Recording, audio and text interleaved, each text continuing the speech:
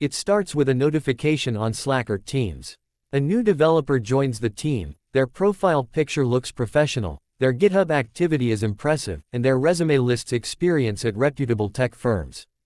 They are polite, responsive, and quickly begin submitting code.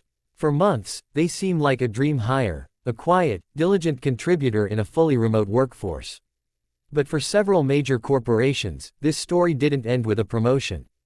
It ended with a frantic call to cybersecurity experts and an investigation that led directly to a series of laptop farms in East Asia, operated by agents working on behalf of the North Korean state. This is not just a case of simple payroll fraud, it is a sophisticated, state-sponsored operation that has turned the global remote work culture into a massive security liability. The scale of this operation is difficult to comprehend. Intelligence agencies in the United States and elsewhere have identified thousands of these fake employees. They aren't random hackers working from their basements, they are part of a coordinated effort by North Korean IT workers to circumvent international sanctions.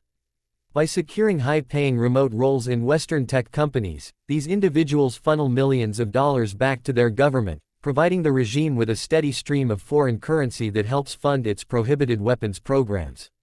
But the money is only half the story. The real danger lies in what happens once they are inside your network. To understand how they infiltrate, you have to look at the laptop farm model. These are physical locations, often located in places like China, Russia, or Southeast Asia, where dozens, sometimes hundreds, of laptops are lined up on shelves. Each laptop belongs to a different identity. Each identity has its own fabricated resume, its own LinkedIn profile, and its own bank account. The workers sit at these stations, managing multiple jobs simultaneously. When a company requires a video interview, the worker uses sophisticated deepfake tools to impersonate the person listed on the resume. They might use a real person's stolen credentials, or they might generate an entirely synthetic persona using AI. When the HR manager clicks join on a Zoom call, they are looking at a digital mask, a face that moves and speaks in perfect sync, while a team of handlers in the background feeds them the answers to technical questions.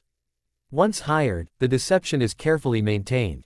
They use remote desktop software to ensure the traffic appears to be coming from the employee's claimed location, often using residential proxy services that route their internet connection through legitimate IP addresses in the country where the company believes they are based.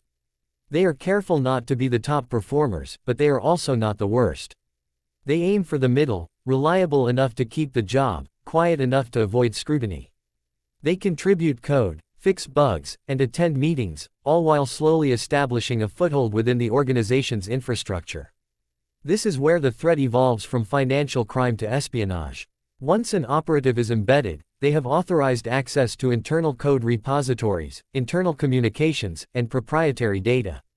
In some cases, these workers have been discovered attempting to inject malicious code into software updates, a tactic that could theoretically give them a backdoor into the systems of the thousands of customers who use that software. It is a modern-day Trojan horse. By the time an organization realizes they have been compromised, the operative has already spent months inside the network, exfiltrating intellectual property and testing the boundaries of the security controls. The discovery of these operatives usually happens by accident. It often begins when a security analyst notices unusual traffic patterns, perhaps a connection that originated from an unexpected time zone, or a device that kept dropping off the network in a suspicious manner. Other times, it happens when companies start correlating their internal IT logs with intelligence reports from government agencies. When the security team finally investigates the specific employee, the house of cards collapses instantly. They find that the address on the paperwork is a vacant lot, the university degree is from a non-existent institution, and the person on the video call never really existed. The fallout for the companies involved is severe. It's not just the lost salary or the potential for stolen data, it is the absolute erosion of trust.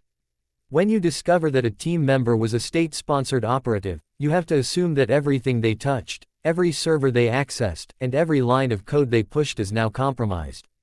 It requires a complete audit of the entire development environment, which can cost millions of dollars and disrupt operations for weeks or months. It forces companies to stop and ask, how do we verify the identity of a human being when the digital tools we use to connect with them can be so easily weaponized? The shift toward a zero trust employment model is already underway. Companies are moving away from trusting a remote hire just because they passed a webcam interview and a background check.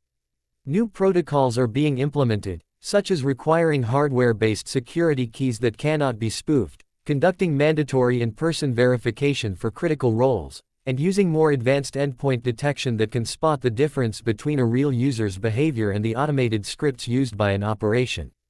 We are also seeing a renewed focus on people-centric security, where HR and IT teams work together to flag synthetic identities before they even make it to the interview stage.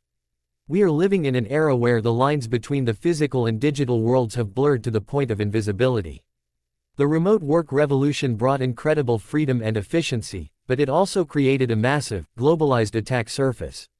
The story of the North Korean hacker posing as a remote software engineer is a cautionary tale for every business leader and hiring manager. It reminds us that behind every digital interface, there is a human connection, and in the wrong hands, that connection can be exploited. As we move forward, the most important question we can ask during a hiring process isn't just, can you do the job? But, how do I know you or who you say you are? The future of work depends on our ability to answer that question with absolute certainty.